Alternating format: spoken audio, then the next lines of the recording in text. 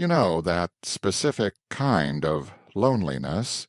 The kind that hits you when you are standing in a room wearing a $5,000 tuxedo, holding a crystal flute of vintage champagne, surrounded by 300 people who all desperately want to be your best friend.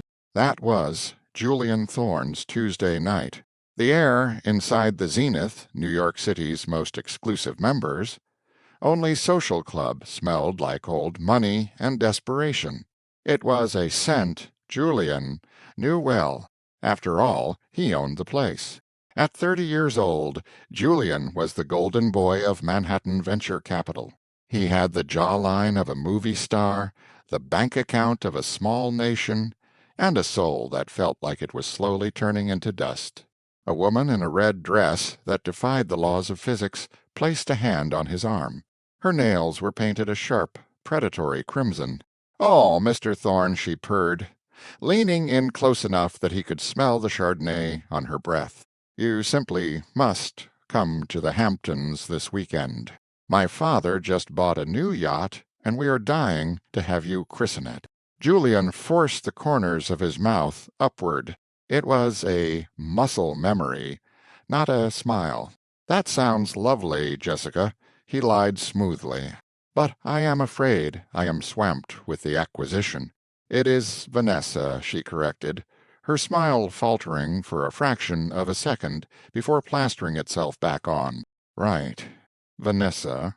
They all blurred together. The Vanessas, the Jessicas, the Tiffanys, they did not see him. They saw the black card, the penthouse, the influence.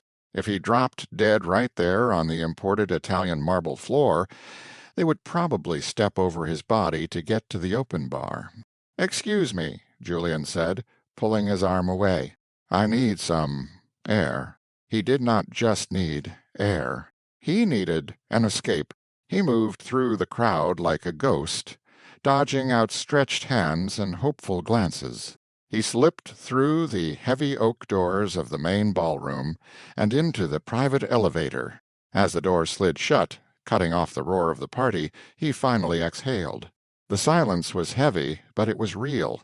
He descended to the private garage.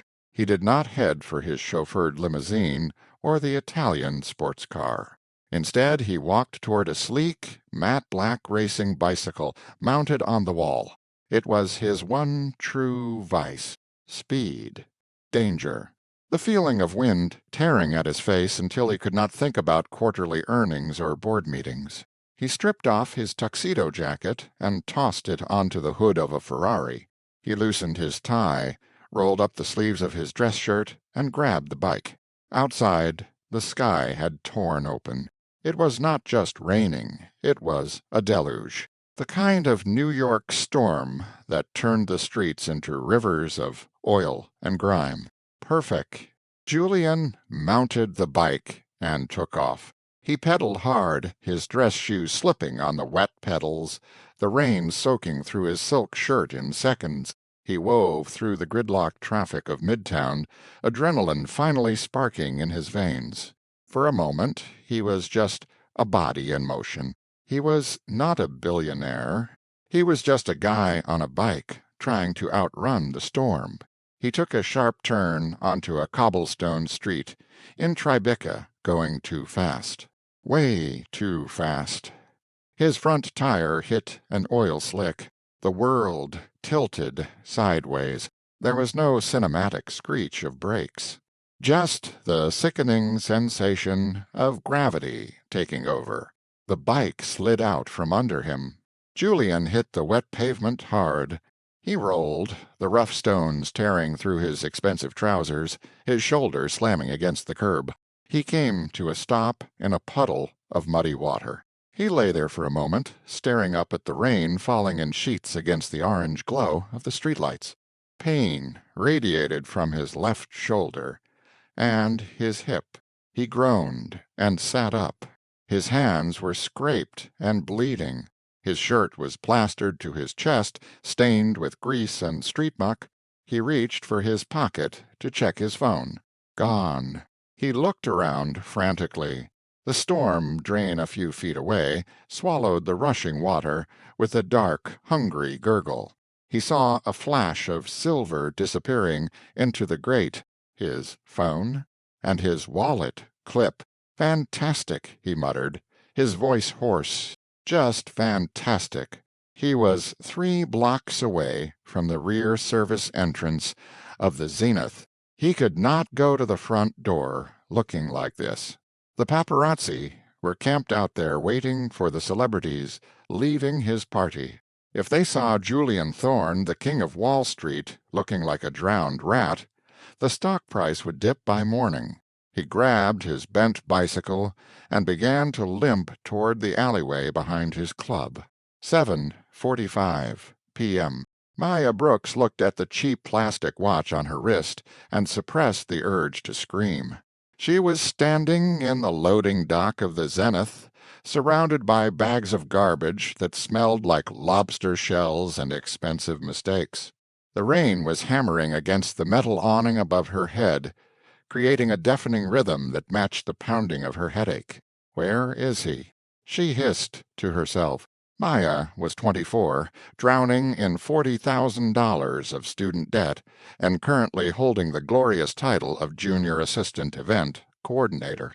In reality, that meant she was the glorified trash girl. The actual event coordinator, a woman named Sharon who wore too much perfume and hated joy, had screamed at Maya 10 minutes ago because the temp agency had not sent the extra dishwasher yet. If that dishwasher is not here by 8 p.m., Sharon had shrieked, her face turning a blotchy purple. Do not bother coming back tomorrow, Maya. Maya needed this job. She needed the rent money for her shoebox apartment in Brooklyn. She needed the connections to eventually, hopefully, maybe launch her career as an art curator. The metal door of the alley creaked open. Maya spun around. A figure stumbled out of the rain. It was a man. He was tall, dark-haired, and absolutely covered in mud. He was dragging a broken bicycle. His shirt was torn, revealing a glimpse of skin, and he looked like he had just wrestled a garbage truck and lost. Finally, Maya shouted, rushing forward. The man blinked, wiping water from his eyes. He looked confused. Most people looked confused when Maya yelled at them, but this guy looked particularly lost. "Excuse me," the man said. His voice was deep, cultured, and annoyed. "You are 45 minutes late." Maya grabbed his arm. She did not care that he was wet. She just needed a body to put in front of a sink. The agency said you would be here by 7 p.m. Sharon is on a warpath. If she sees you looking like this, she is going to have an aneurysm. The man stared at her hand on his arm, then up at her face. "Agency," he repeated. "Do not play dumb with me," Maya said, dragging him toward the service elevator. "Look at you. You are a mess. Did you walk here from Jersey? Actually, do not answer that. Just leave the bike there. Security will... Actually, security might throw it out. Just lean it against the dumpster." Julian Thorne was too stunned to speak. He allowed this tiny, furious woman to pull him inside the building he owned. The transition was jarring. One moment he was in the cold rain. The next he was in the blindingly bright, humid chaos of the service corridor. "Wait," he tried to say, planting his feet. "Miss, you have made a mistake. I know who you are," Maya interrupted, grabbing a stack of clean towels from a cart and shoving them into his chest. "You are the guy who is going to save my job. Now, wipe your face. You have mud in your eyebrows. It is not a good look." Julian took the towel instinctively. He wiped his face, revealing the sharp cheekbones that had graced the cover of Forbes magazine last month. Maya did not even blink. To her, he was just another cog in the machine. She looked him up and down, her nose wrinkling. "Okay, Those clothes are ruined. Is that a silk shirt?" Maya let out a short, disbelief-filled laugh. "You wore a fake silk shirt to a dishwashing gig? You really are new to this, aren't you?" Julian looked down at his ruined $600 shirt. "It is not fake," he muttered. "Sure, and my purse is a real Birkin." Maya rolled her eyes. "Come on. I have a spare uniform in the supply closet. It is going to be tight on you, but unless you want to wash dishes in your underwear, it is your only option." She turned and marched down the hall. Julian stood there for a second. He could stop this. He could demand to see the manager. He could fire Sharon. He could reveal that he was Julian Thorne and watch this girl's face turn pale with terror. But then he remembered the ballroom, the fake smiles, the Vanessa who did not know his name. Here, in this fluorescent-lit hallway that smelled of bleach and onions, this girl was looking at him with zero reverence. She was looking at him like he was a human being who was late for work. It was the most refreshing thing that had happened to him in 5 years. He threw the dirty towel into a bin and followed her. "I am coming," he called out. The kitchen of the Zenith was a war zone. It was a cavernous space filled with stainless steel, shouting men in white coats, and the hiss of searing meat. Flames leaped from pans, and the air was thick with the scent of truffle oil and stress. Maya led Julian to a small locker room off to the side. She tossed a bundle of white fabric at him. "You have 2 minutes," she said, checking her watch again. "Put these on.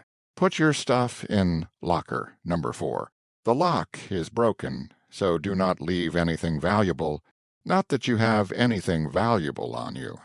Judging by the bike, she slammed the door before he could respond.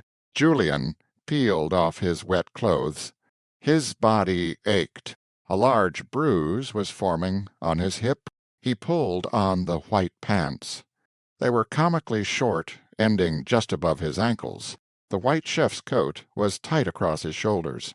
He felt ridiculous. He felt like an impostor in his own kingdom. When he stepped out, Maya was waiting. She had tied her hair back in a messy bun, and she was holding a tray of dirty champagne glasses. "Okay, new guy," she said, looking him over. You look like you grew out of your clothes. But it will have to do. What is your name?" Julian hesitated. Julian Thorne was a billionaire. Julian Thorne did not scrub plates. "J," he said. "Just J." "Okay, J. I am Maya. Welcome to hell. Follow me." She led him to the dish pit, a steamy corner of the kitchen, where a conveyor belt of dirty dishes never stopped moving. A large man with a beard and tattoos up his neck was spraying water with a high-pressure hose. Maya shouted over the noise of the machine. "This is J. The agency sent him. Try not to scare him off in the first hour." Marco grunted, barely looking at Julian.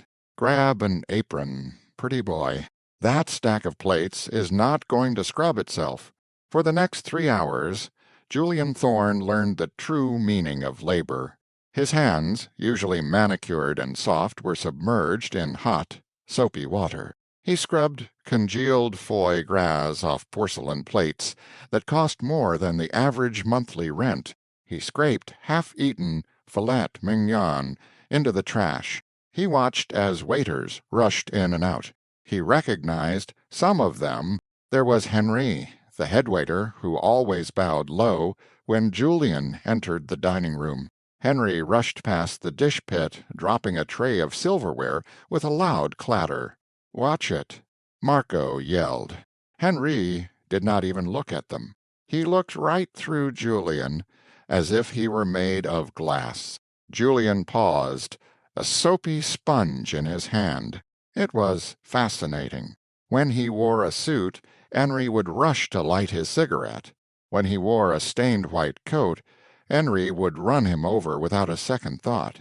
Hey, a sharp voice cut through his thoughts. Julian turned. It was Sharon, the event coordinator. She was a terrifying woman with hair sprayed into a helmet of blonde ambition. You, the new guy. Sharon pointed a manicured finger at him. Stop daydreaming. We are out of clean forks for the VIP section. If Mr. Thorne asks for a fork and there isn't one, I will personally drown you in that sink. Julian blinked. I don't think Mr. Thorne is eating tonight. Sharon's eyes bulged. Oh, you think? You are paid to think now. Scrub the forks. Julian scrubbed the forks. The irony tasted bitter on his tongue. He was scrubbing a fork for himself, ordered by a woman who was terrified of him, while she screamed at him. By 11 p.m., the rush had slowed down. Julian was exhausted. His back screamed in protest. Every time he bent over, his hands were pruned and raw. He stepped out into the alleyway for a break, leaning against the brick wall. The rain had stopped, leaving the city slick and shining. The door opened, and Maya stepped out. She looked as tired as he felt. She was holding 2 paper-wrapped bundles. Here, she said, tossing one to him. He caught it. What is this? Dinner, she said, sliding down to sit on a milk crate. It is a panini. I swiped it from the reject pile. The chef made it wrong, put provolone instead of Gruyere. Can you believe the tragedy? Julian unwrapped the sandwich. It was cold and squished. He took a bite. It was the best thing he had ever tasted. Thanks, he said, sliding down to sit on the pavement next to her crate. Maya took a massive bite of her sandwich and chewed thoughtfully. You did okay today, Jay. Marco did not yell at you too much. That is a record. I have had worse bosses, Julian said, thinking of his father. So, Maya asked, wiping crumbs from her lip, what is your story? You talk like a prep school kid, but you are working the graveyard shift at a dish pit. Disowned by wealthy parents. Failed actor. Julian chuckled. It was a dry, rusty sound. Something like that. Made some bad investments. Lost my wallet. Starting from 0. Maya nodded sympathetically. The city eats people alive. I get it. I am working 3 jobs right now. This one, a dog-walking gig in the mornings, and I tutor bratty rich kids on weekends. Why? Julian asked. Because I have $40,000 in loans and a dream that does not pay the bills yet, she said, gesturing with her sandwich. I want to be a curator. Art. Real art, not the pretentiously overpriced decoration they sell in there. She jerked her thumb toward the club. What is wrong with the art in there? Julian asked. He had personally approved the collection. Maya scoffed. Please, can't, Wanda. It is soulless. It is just investment assets hanging on a wall. It does not make you feel anything. Art should punch you in the gut. It should make you cry or laugh or scream. The stuff in there just matches the sofa. Julian looked at her. Under the harsh yellow security light, she looked tired and messy, with a smudge of sauce on her chin. But her eyes were burning with an intensity that terrified him. She was real. You think you could do better? He asked. I know I could, she said confidently, if I ever get the chance. But for now I am just the girl who takes out the trash. She stood up, brushing off her pants. Break is over, Jay. Back to the grind. She held out a hand to help him up. Julian looked at her hand. It was small, calloused, and strong. He took it. She pulled him up with a groan of effort. "You are heavy," she complained. "I have been told I am a burden," he quipped. Maya laughed. It was a bright, genuine sound that seemed to echo in the alley. "Stick with me, Jay. I will teach you how to survive this place. Just do not drop any more plates." As he followed her back into the steamy, noisy kitchen, Julian Thorne made a decision. He could go home tonight. He could call his driver, get his spare keys, and go back to his penthouse. He could fire Sharon and promote Maya, but if he did that, the magic would break. Maya would look at him with those guarded, calculating eyes everyone else used. She would become another Vanessa. He did not want to be Julian Thorne tonight. He wanted to be Jay 2 weeks later. Julian was living a double life, and it was exhausting. By day he was the CEO of Thorne Capital. He wore three-piece suits, shouted at board members, and moved millions of dollars with a single phone call. By night he was Jay. He told his staff he was conducting evening market research and turned off his phone at 6 p.m. sharp.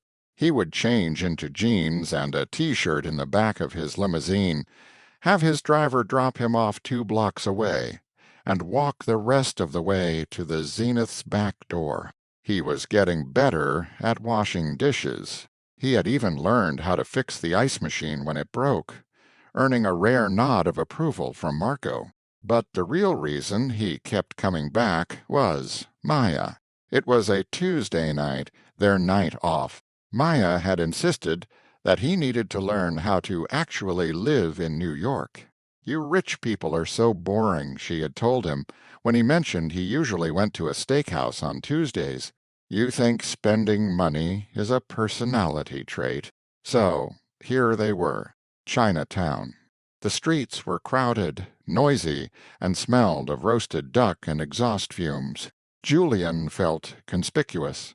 He was wearing a hoodie he had bought at Target for $20, trying to blend in. "Where are we going?" he asked, dodging a woman carrying a live chicken. "To the best restaurant in the city," Maya announced, marching ahead. She stopped in front of a hole in the wall place with a faded yellow awning and a bee health rating in the window. "Here? How down?" Julian asked skeptically. "Trust me." Inside, the lighting was fluorescent and unforgiving. The tables were sticky. Maya ordered without looking at the menu. Number 4, number 7, and 2 scallion pancakes, and tea. She sat down opposite him, grinning. "Okay, Jay. Lesson number 1 of being broke in New York. Never pay for ambiance. You pay for flavor. This entire meal is going to cost us $12. $12, Julian asked. "That is the price of the water at the Zenith." "Exactly." Maya leaned forward, her elbows on the table. "So how is the job hunt going? You said you were applying for some office gigs." Julian shifted in his plastic chair. He had told her he was trying to get back into finance, starting at the bottom. "It is slow," he lied. "The market is tough." Maya nodded sagely. "Tell me about it. But hey, you are a hard worker. I see how you hustle in the kitchen. Someone will notice." The food arrived on melamine plates. Steaming dumplings and golden, crispy pancakes. "Eat," she commanded. Julian took a dumpling. He bit into it. Hot broth exploded in his mouth, savory and rich with pork and chives. His eyes widened. "Okay," he admitted, chewing. "That is incredible. Told you." Maya looked smug. She poured him a cup of tea. "You know, you are different From the other guys at the agency. Different. How? Julian asked, wiping his mouth with a thin paper napkin. You listen, she said. Most guys are too busy trying to impress you or get in your pants. You just listen, and you have these sad puppy dog eyes. It makes people want to feed you. I do not have puppy dog eyes, Julian protested. You totally do. You look like a golden retriever that fell off a yacht. Julian laughed. It was becoming easier to laugh around her. The knot of tension that usually lived in his chest was loosening. So, Maya said, her tone turning serious, I have a surprise. Oh, no. Another B-rated restaurant. Number.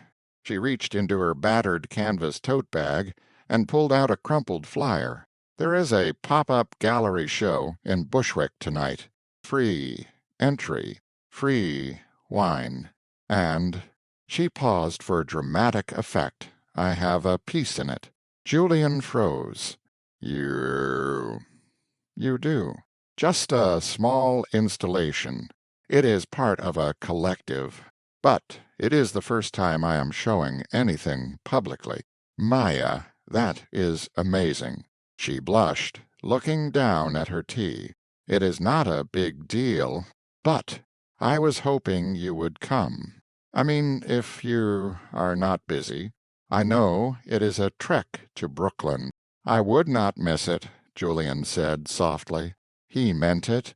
He had missed the Met Gala last week to organize his sock drawer, but he would walk to Brooklyn over broken glass to see Maya's art. They finished the meal, splitting the bill. Julian tried to pay for all of it, but Maya slapped his hand away.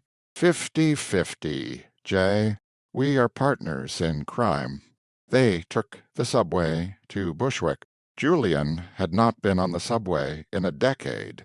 He watched Maya navigate the turnstiles the way she stood on the platform with her hip cocked, reading a paperback book while the train screeched into the station. She was vibrant. She was alive in a way the people in his world were not. The gallery was a converted warehouse covered in graffiti. Inside it was packed with hipsters, artists, and students. The air smelled of cheap red wine and pretension. Maya led him to a corner. There, she whispered. It was a multimedia piece, a chaotic collage of subway tickets, eviction notices, and dried flowers, all encased in resin and lit from behind by a soft, pulsing light. It was titled Survival. Julian stared at it. It was raw. It was messy. It was beautiful. It captured the frantic, exhausting, hopeful energy of the city perfectly. Maya, he said, turning to her, it is garbage, isn't it? She said nervously, biting her lip. I should not have brought you. No, Julian said firmly. He grabbed her shoulders, forcing her to look at him. It is brilliant. It is honest. Maya searched his face. You really think so? Ah, I know so. I know art.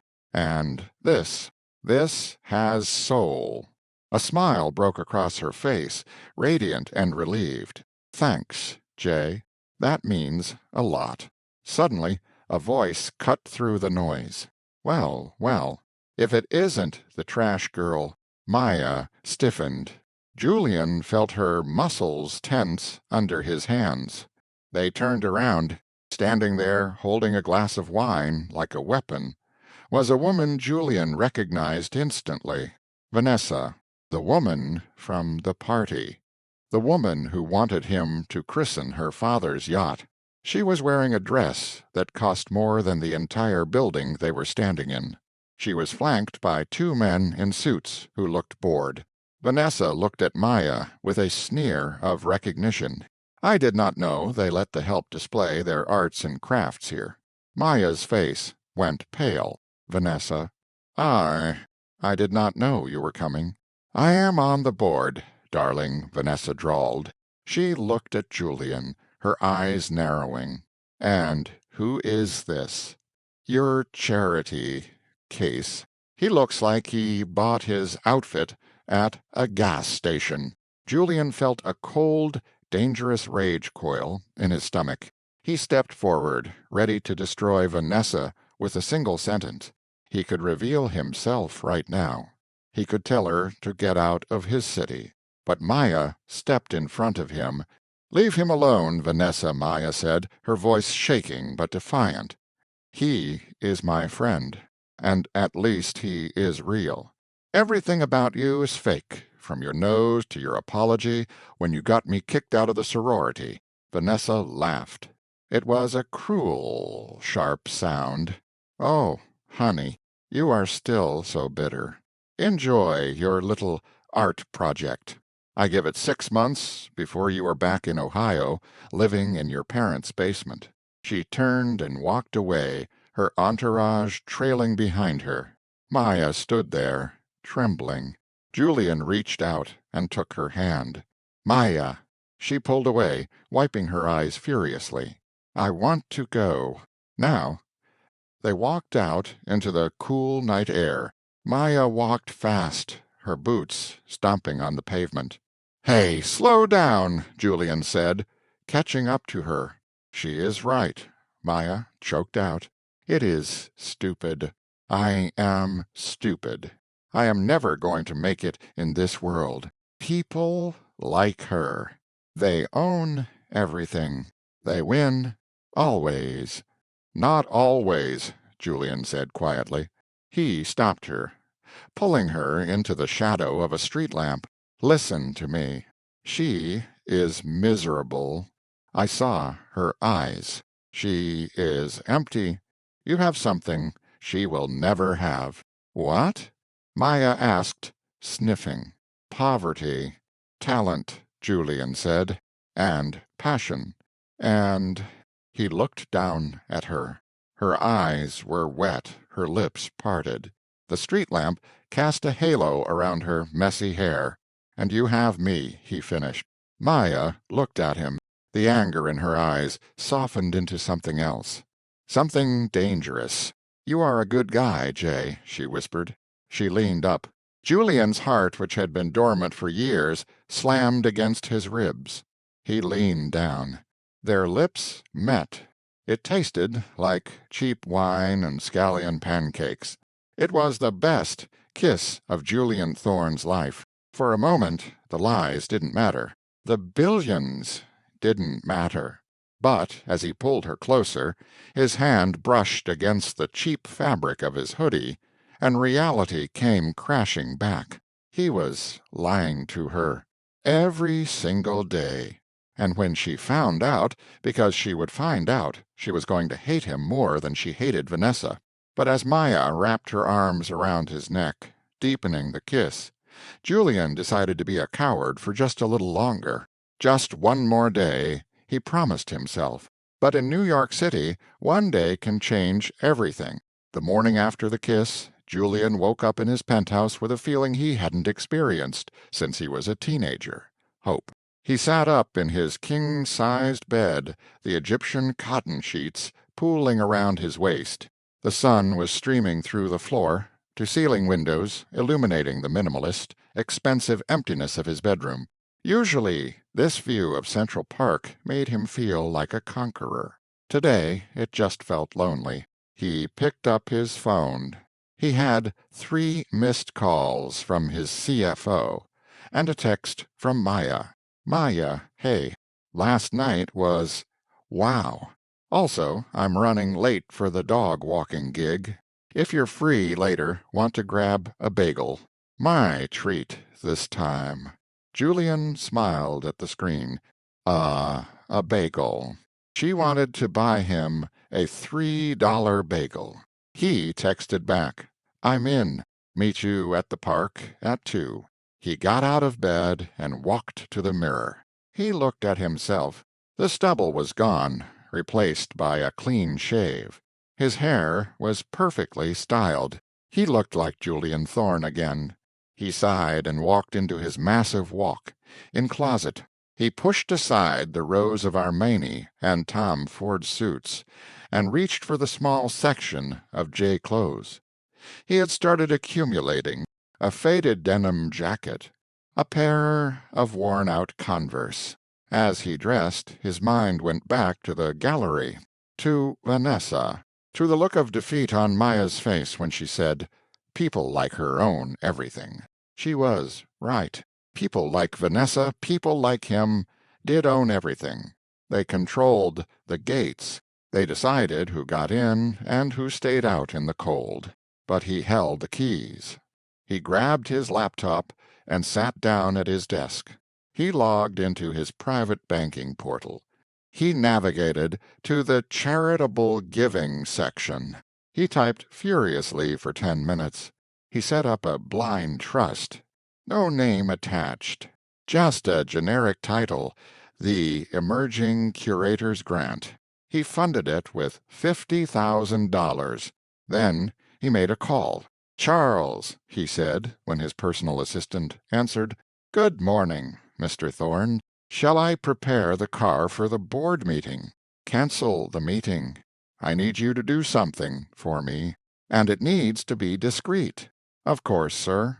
I'm sending you a link to an art collective in Bushwick. There's an artist named Maya Brooks. I want you to contact the gallery anonymously. Tell them a private collector is interested in her piece Survival. Offer them $5,000. There was a pause on the other line. $5,000, sir, for an unknown artist. Just do it, Charles. And, Charles, if anyone traces this back to me, you're fired." "Understood, sir." Julian hung up. He leaned back in his chair. It wasn't enough to fix the system, but it was a start. It was a way to level the playing field for Maya without her knowing. He was the one pulling the strings. He felt a twinge of guilt. Was this manipulation? Was he buying her success? No, he told himself. He was just opening a door. She was the one who had to walk through it. 2 p.m. Central Park. The autumn air was crisp, smelling of fallen leaves and roasted nuts from the street vendors. Julian sat on a bench, holding 2 coffees in paper cups.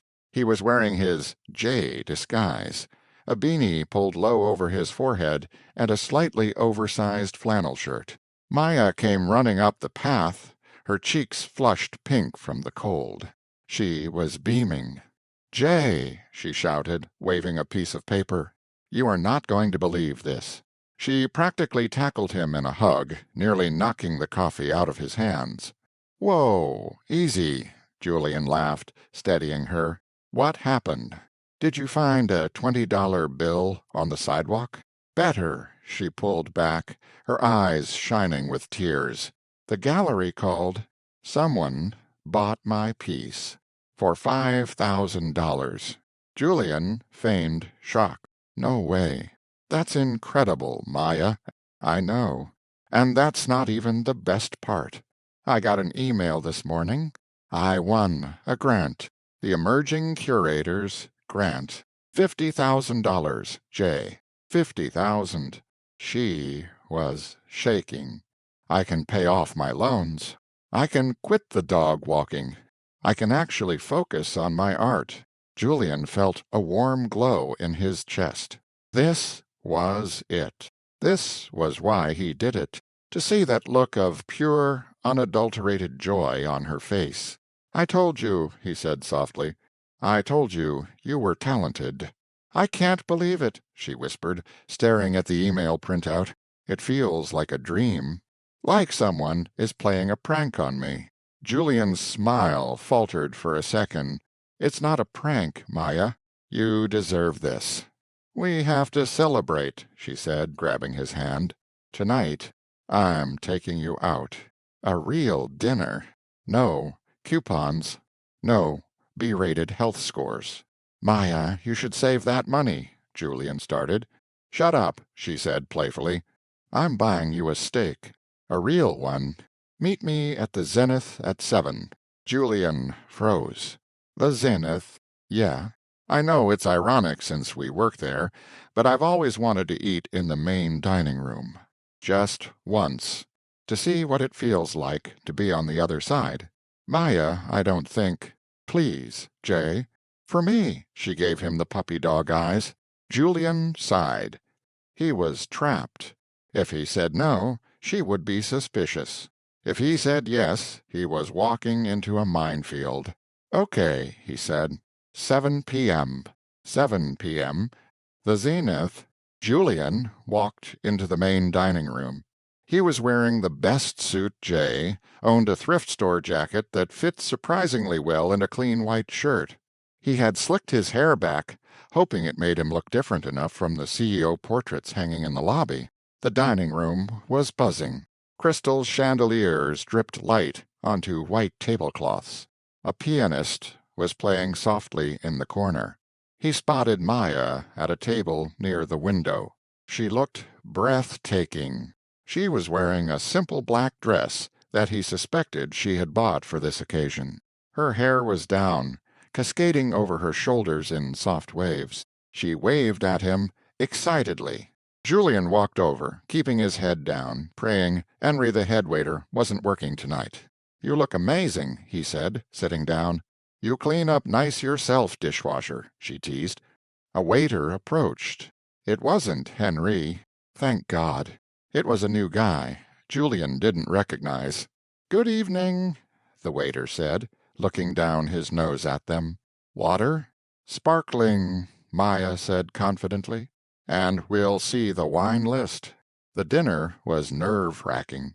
Every time a door opened, Julian flinched. He expected his CFO or a board member to walk in at any moment. But Maya was in heaven. She ordered the filet mignon.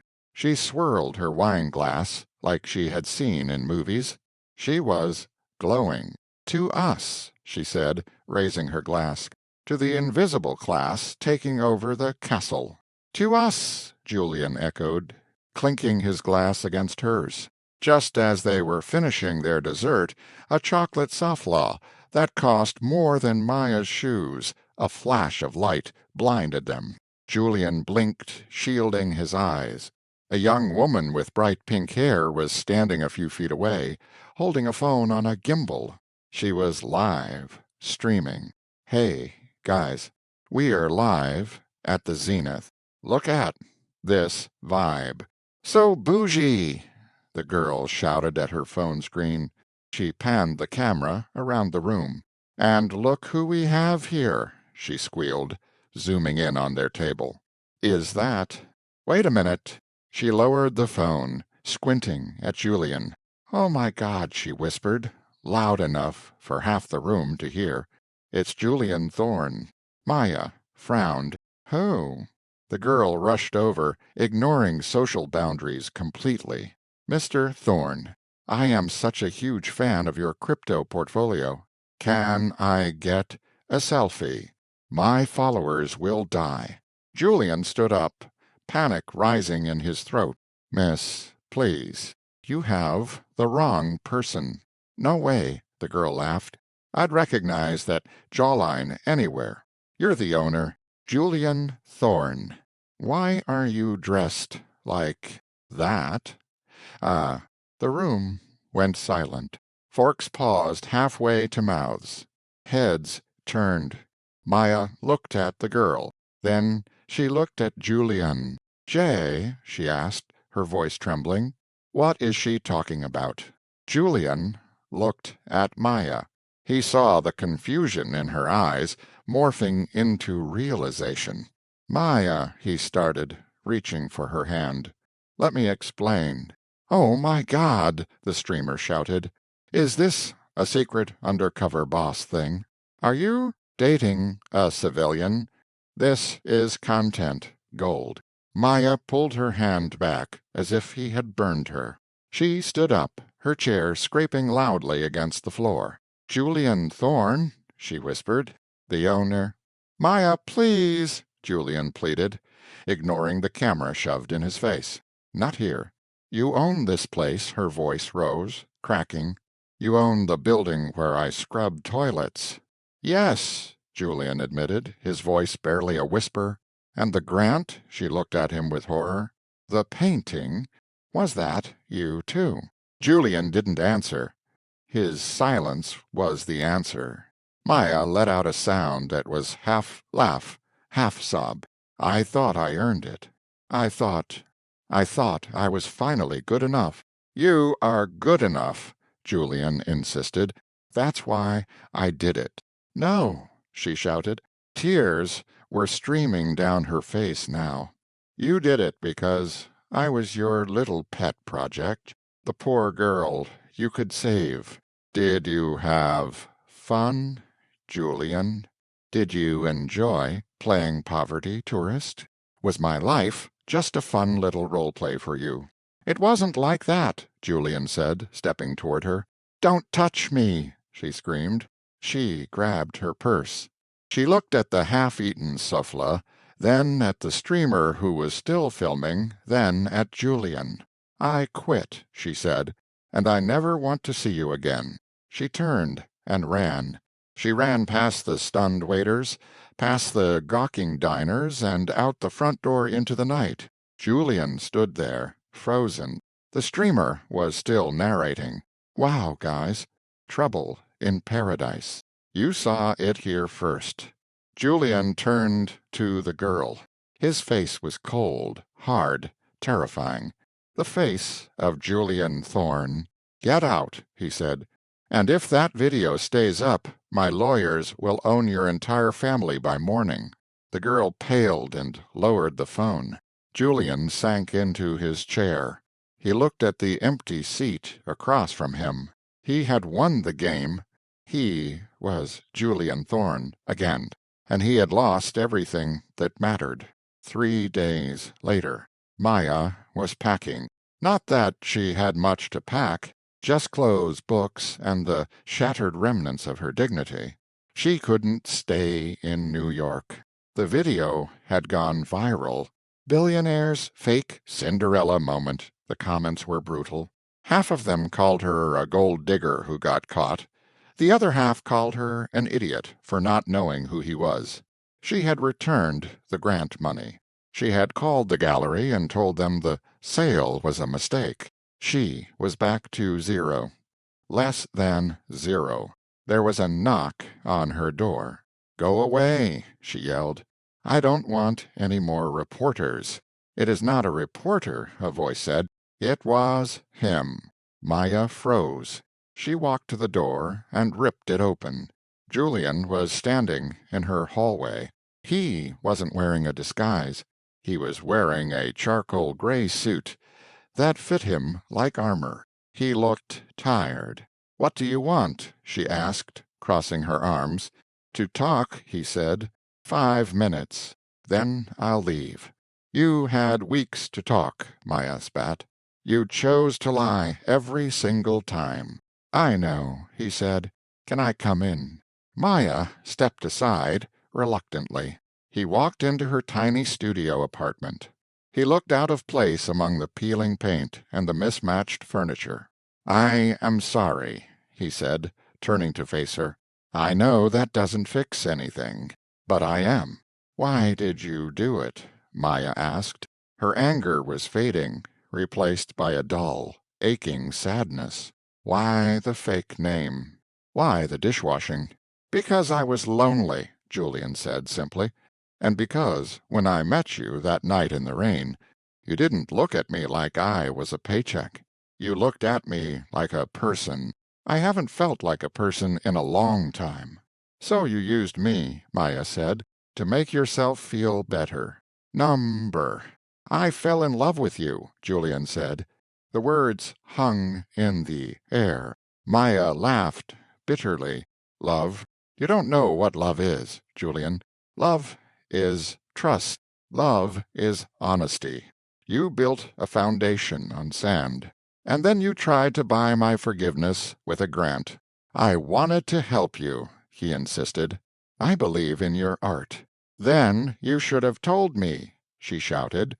You should have respected me enough to let me succeed on my own terms. But you couldn't do that, because you are a control freak.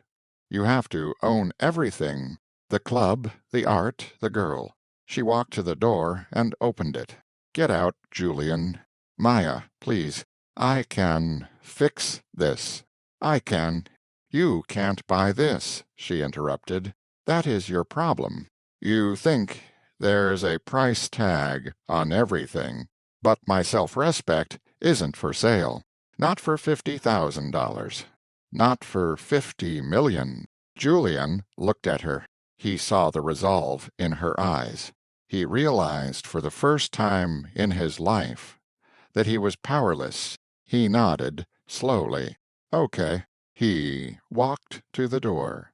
He paused on the threshold. For what it is worth, he said, Jay was real. The guy who ate dumplings with you, that was the real me. The guy in the suit. He is the mask. Then maybe you should figure out who you actually are, Maya said, because I don't know any more. She slammed the door. Julian stood in the hallway, listening to the sound of the lock clicking shut. It was the loudest sound he had ever heard. A month passed.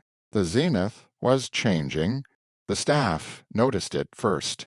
The new policies. The pay raises. The fact that Mr. Thorne actually learned their names. Marco in the kitchen was shocked when Julian walked in one afternoon, not to inspect the cleanliness, but to ask how his daughter's surgery went. It went good, boss, Marco stammered. Thanks for asking. Good, Julian said. Take the week off. Paid. Go be with her. Julian sat in his office, looking at the quarterly reports. Profits were down slightly because of the wage increases. The board was unhappy. He didn't care. He picked up a magazine from his desk. Art Forum. He flipped to page 42. There was a small article about a guerrilla art show in a condemned building in the Lower East Side. Raw, unfiltered, and unapologetic, the review said. The curator was Maya Brooks. She hadn't left New York. She had stayed. She had fought. Julian smiled. Of course she did. He stood up and walked to the window. He looked out at the city. He couldn't buy her back. He knew that now. He couldn't dazzle her with diamonds or grants. He had to earn her. He pressed the intercom button. Charles? Yes, sir. Get my bike ready. And cancel my dinner with the senator. Where are you going, sir? To an art show, Julian said. And Charles, I won't be needing the car. The building was a wreck. It was an old textile factory, scheduled for demolition. The windows were boarded up, but light spilled out through the cracks. Inside, it was freezing. There was no heating. The guests were huddled in coats, drinking cheap beer from a keg. But the art was alive. It covered the walls, hung from the ceiling, projected onto the floor.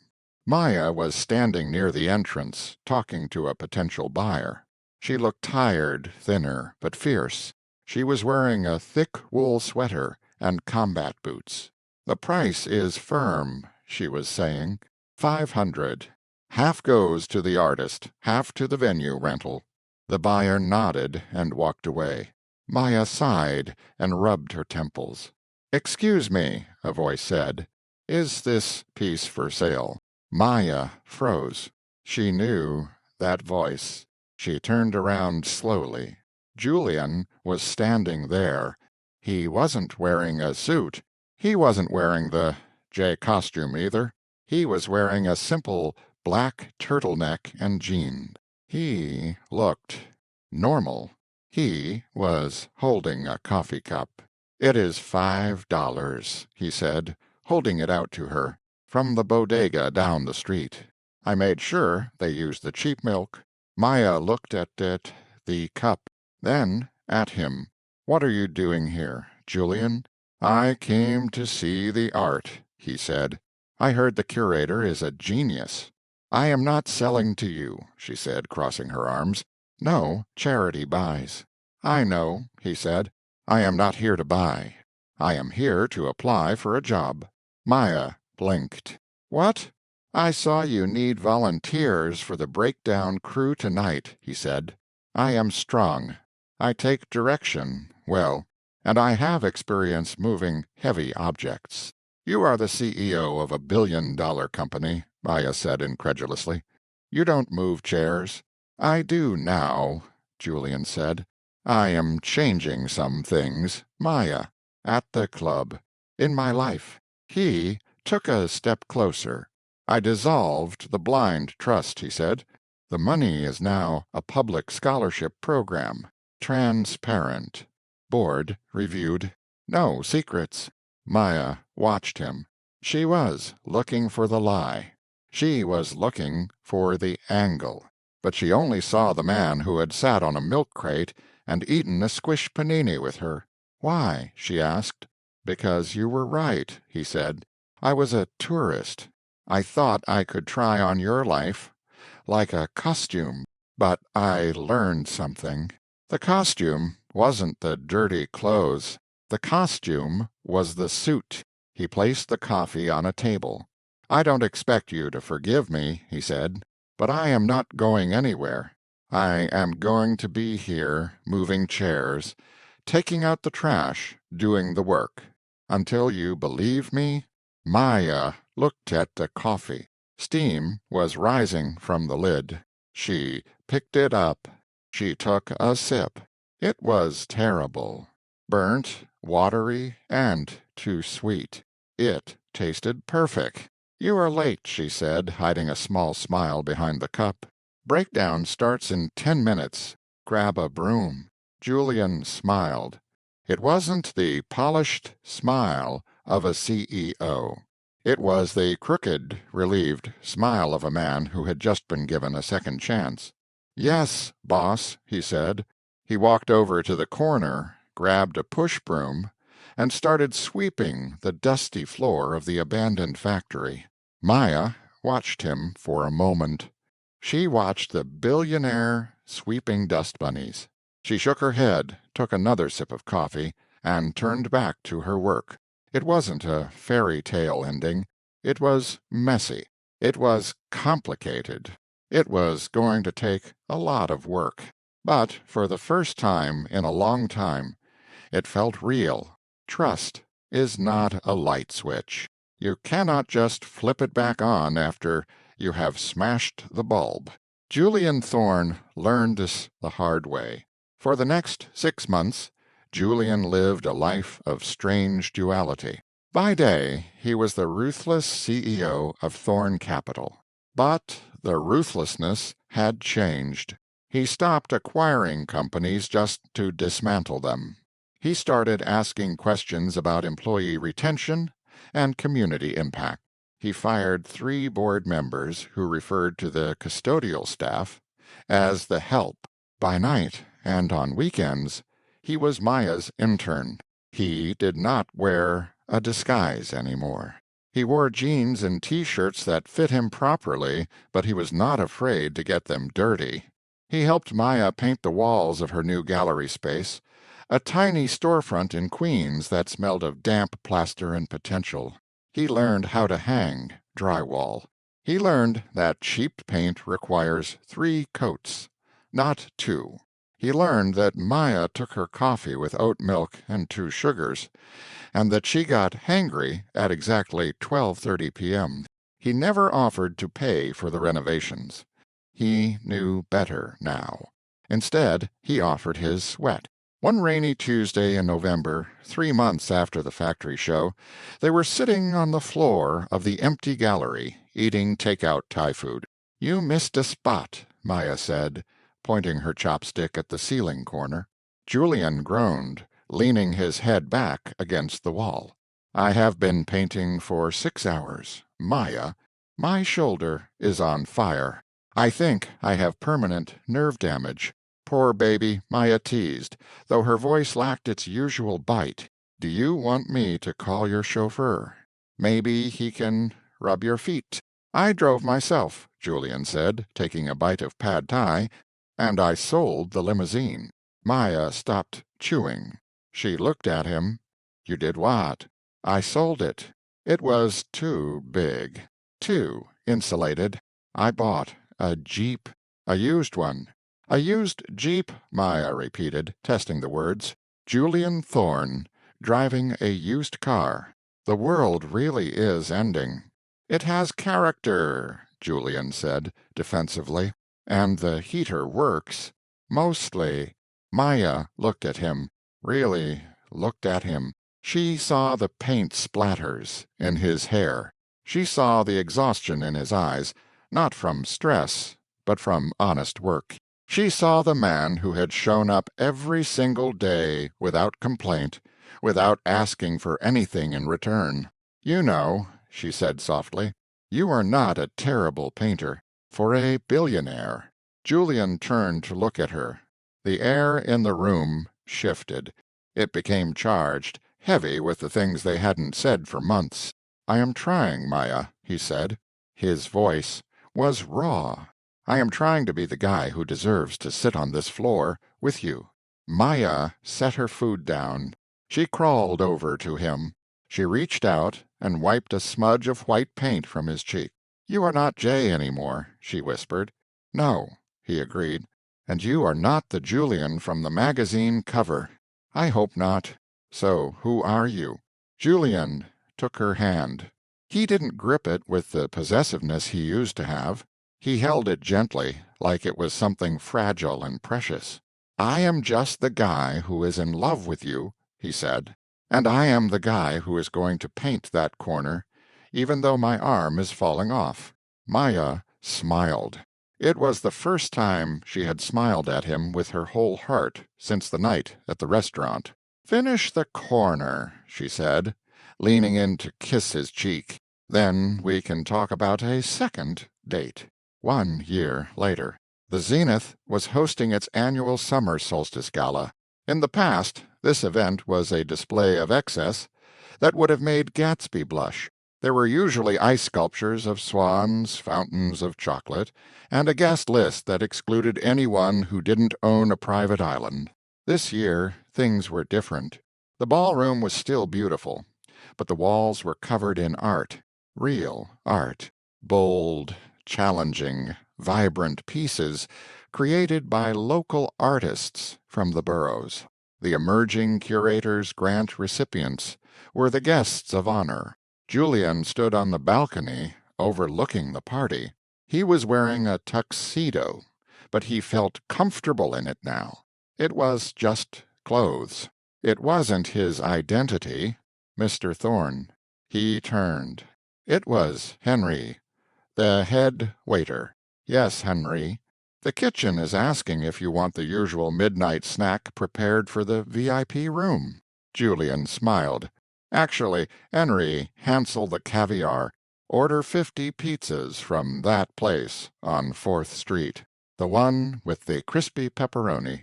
Henry blinked, then a small, genuine smile cracked his professional mask. Excellent choice, sir. The staff will be pleased. We prefer the pizza as well. Make it 60 pizzas then, Julian said. Make sure the staff eats first.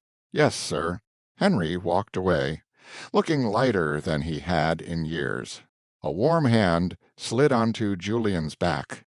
Ordering pizza again, Maya asked, stepping up beside him. She looked radiant. She was wearing a dress she had designed herself, a stunning architectural piece of deep blue silk. She didn't look like a guest. She looked like she owned the place. And, in a way, she did. She was the club's new art director. Old habits, Julian said, wrapping his arm around her waist. How is the auction going? We raised $200,000 for the scholarship fund in the first hour, she said, resting her head on his shoulder. Vanessa actually bought one of my pieces. I think she did it just to annoy me, but hey, her money is green. I saw that, Julian laughed. She looked very confused by the abstract expressionism. She asked me if it was supposed to be a horse. Maya giggled. I told her yes. They stood there for a moment, looking down at the party. It was a mix of worlds. Billionaires in bespoke suits were talking to artists in thrift store blazers. Barriers were breaking down. The air didn't smell like desperation anymore. It smelled like change. "You did this," Maya said softly. "We did this," Julian corrected. He turned to face her. He reached into his pocket and pulled out a small velvet box. Maya's eyes went wide. "Julian, if that is a diamond the size of a skating rink, I am going to throw you off this balcony." "It is not," he promised. He opened the box. Inside sat a small silver charm. It was a tiny, detailed replica of a bicycle. Maya let out a breath. She didn't know she was holding. Her eyes filled with tears. "I found the bike," Julian said, "the one I crashed that night. It was in the police impound. I had it melted down and made into this." "Why?" she asked, her voice trembling. "Because that was the night my life actually started," Julian said. "That was the night I fell off my pedestal and landed at your feet." He took the charm and clipped it onto the simple silver bracelet she always wore. "I love you, Maya," he said. "Rich or poor, muddy or clean, Jay or Julian." Maya looked at the little silver bike, glinting in the light. She looked at the man who had spent a year proving that he understood the value of things, not just the price. "I love you, too," she said. "Now, are you going to kiss me? Or do I have to go down there and eat all the pizza myself?" Julian didn't need to be told twice. He kissed her. And down in the ballroom, amidst the art and the music and the collision of two very different worlds, nobody noticed the billionaire kissing the curator, and that was exactly how they liked it.